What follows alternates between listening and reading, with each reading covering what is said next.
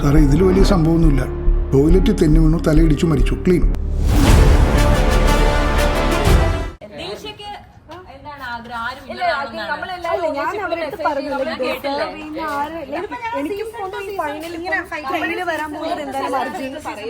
Jasmine പിന്നെ ജിൻഡോ ചേട്ടൻ, ഇവര് മൂന്നുപേരായിരിക്കും. അപ്പൊ എനിക്കൊന്ന് ഇവര് മൂന്നുപേർക്ക് ആർക്ക് കിട്ടിയാലും ഡിസേർവിംഗ് ആണ്. കാരണം എല്ലാരും സ്ട്രഗിൾ ചെയ്ത് 100 days വന്നു. എല്ലാവർക്കും അതിന്റേതായ ബുദ്ധിമുട്ടുകളും കാര്യങ്ങളൊക്കെ ഉണ്ടായിട്ടുണ്ട്. ആരാണെങ്കിലും സത്യത്തിൽ അറിയില്ല. എനിക്കൊന്നും സീസൺ 5 റെനീഷയും അഖിലേട്ടനൊക്കെ വന്നപ്പോഴും നമുക്കിപ്പോ ഒത്തിരി പേര് സപ്പോർട്ട് ചെയ്ത് അഖിലേട്ടനെ തന്നെയാണ്. പക്ഷെ എങ്കിലും ആർക്ക് എന്ന് നമുക്ക് ഉറപ്പൊന്നും പറയാം. ഈവൻ ശോഭ ഇവരുടെ പൊസിഷൻ ഒന്നും നമുക്ക് പ്രെഡിക്റ്റ് ചെയ്യാനേ പറ്റത്തില്ലായിരുന്നു ഒരിക്കലും. അത് കിട്ടിക്കഴിഞ്ഞപ്പോൾ ഓക്കെ ഇവള് സ്റ്റേജിൽ നിൽക്കുന്ന കണ്ടപ്പോഴാണ് ഓക്കെ അതൊരു ടെൻഷൻ പിടിച്ച കാര്യമാണ്. അത് അവിടെ വരെ എത്തുക എന്ന് പറഞ്ഞാൽ ഇമ്പോസിബിൾ ആയിട്ടുള്ള കാര്യമാണ്.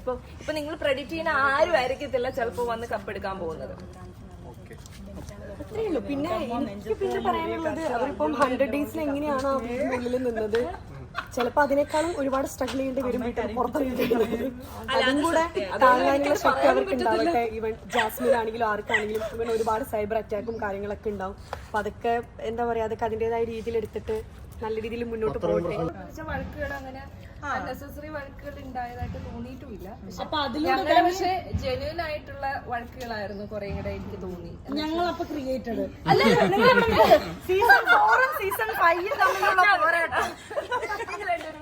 അങ്ങനെയല്ല, ഞാൻ നമ്മുടെ ഡിഫറൻസ് പറഞ്ഞ 2 സീസണും നല്ലതായിരുന്നു.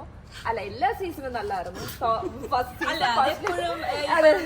സ്വന്തം അമ്മയ്ക്ക് ആരോടും സ്വന്തം മക്കളോടാണല്ലോ കുട്ടികളോടാണോ എന്ന് ചോദിച്ചു കഴിയുമ്പോ അമ്മ പറയുന്നത് സത്യം. നമുക്കൊരു സ്പെഷ്യൽ ബോണ്ട് കാണുമല്ലോ നമ്മൾ ദിവസം നിന്നതിന്റെ ഒരു. ഇപ്പൊ ഞങ്ങൾ ആ സീസൺ കഴിഞ്ഞിട്ട് എല്ലാവരും ഞങ്ങൾ ഒന്നിച്ച് എവിടെയും കാണത്തില്ലായിരിക്കും. പക്ഷെ ഇപ്പോഴും ഞങ്ങള് ഒരു ഗ്രൂപ്പ് ഉണ്ട്. ഗ്രൂപ്പിൽ ഞങ്ങൾ അങ്ങോട്ടും ഇങ്ങോട്ടും മെസ്സേജ് ചെയ്യും. ഞങ്ങള് അകത്ത് ഞങ്ങൾ എങ്ങനെയാന്ന് ഞങ്ങൾക്ക് അറിയാം. ഞങ്ങളത് പുറത്ത് കാണിക്കേണ്ട കാര്യമില്ലല്ലോ. അതെന്താണ്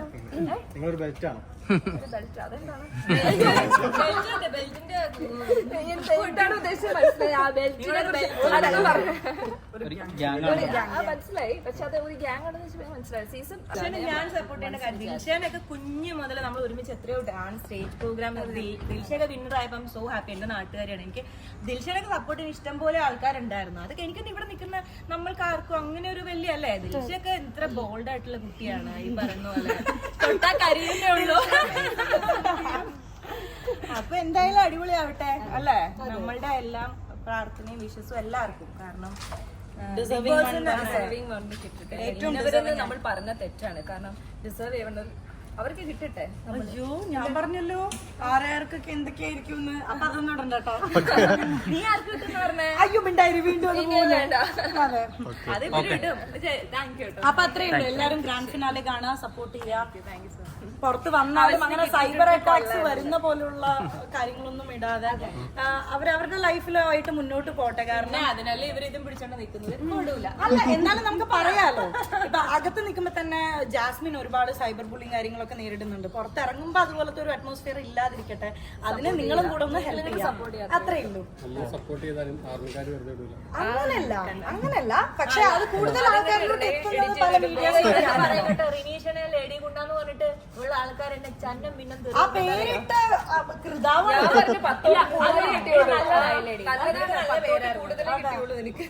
ഓർമ്മിപ്പിക്കരുത്. ഞങ്ങളുടെ ആർമിയും എല്ലാ ആർമിയും എന്നെ അടിച്ച് ഒതുക്കിയതാണ്. അതുകൊണ്ട് ആർമികളെ നിങ്ങൾ മത്സരിക്കണം, എല്ലാരും വിഷമിപ്പിക്കണം, വേദനിപ്പിക്കണം എന്ന് പറഞ്ഞുകൊണ്ട് ഞാൻ നിർത്തുന്നു. നമസ്കാരം. ശരി. അപ്പൊ അറിയോ, ആ ബിഗ് ബോസിന്റെ ഉള്ളിൽ നിൽക്കുമ്പോൾ മാത്രമേ ഈ പറയുന്നത് പോലെ നെഗറ്റീവ് കാര്യങ്ങളൊക്കെ ഉള്ളൂ. പുറത്തിറങ്ങി കഴിഞ്ഞ് ഈ പറയുന്നത് പോലെ പിന്നെ ആൾക്കാർ ഒരിക്കലും എനിക്ക് പേഴ്സണലി അങ്ങനെയായിട്ട് തോന്നിയത്. അങ്ങനെ ഒരു സൈബർ അറ്റാക്ക് വരുമോ എന്ന് എനിക്ക് തോന്നുന്നുണ്ട്. എനിക്ക് പറയാനുണ്ട്. ഞങ്ങളുടെ സീസണിൽ പലർക്കും കിട്ടിയിട്ടുണ്ട്. എന്നുവെച്ചാ അത് ഞങ്ങളുടെ സീസണിൽ പിന്നീട് പല ദിൽഷയ്ക്ക് കിട്ടിയിട്ടുണ്ട്. നമുക്കറിയാം അതിന്റെ. അപ്പൊ ഇതിലെന്ന് പറഞ്ഞു കഴിഞ്ഞാൽ ഇപ്പൊ ഒരു ഫീമെയിൽ കണ്ടസ്റ്റന്റ് അതിന്റെ അകത്ത് നിന്നിട്ട് പുറത്തിറങ്ങുമ്പോൾ അവർക്ക് ഭയങ്കര ഒരു മോശം ഇമേജോടുകൂടി ഇറങ്ങി വരുമ്പോൾ ഉള്ള ഒരു മെന്റൽ സ്ട്രെസ് ഉണ്ട്.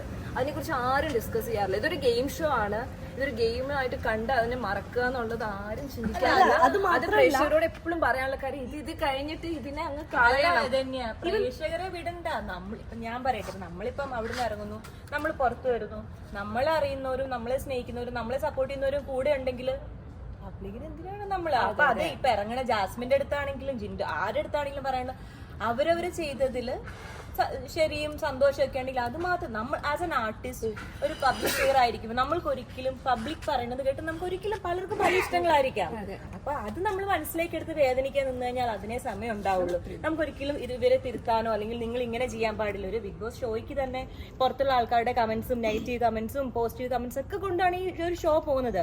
അപ്പൊ ഒരിക്കലും ജനങ്ങൾ ഇനി സീസൺ 100 ആയാലും ജനങ്ങൾ അങ്ങനെയായിരിക്കും. പക്ഷെ നമ്മൾ കുറച്ചും കൂടെ പ്രിപ്പയർഡ് ആയിരിക്കുക. നമ്മൾ പുറത്ത് വരുമ്പം നമ്മൾ ആൾക്കാർ പറയുന്നത് കേട്ടിട്ട് ഫീൽ ചെയ്യാനും സ്ട്രെസ്സിനും നമുക്ക് എനിക്കൊക്കെ അറിയുന്ന ഒത്തിരി പേരുണ്ട് ഭയങ്കര ഡിപ്രഷൻ ആയിപ്പോയിട്ടുണ്ട്, സ്ട്രെസ് ഒക്കെ ആയിപ്പോയിട്ടുള്ളവരുണ്ട്.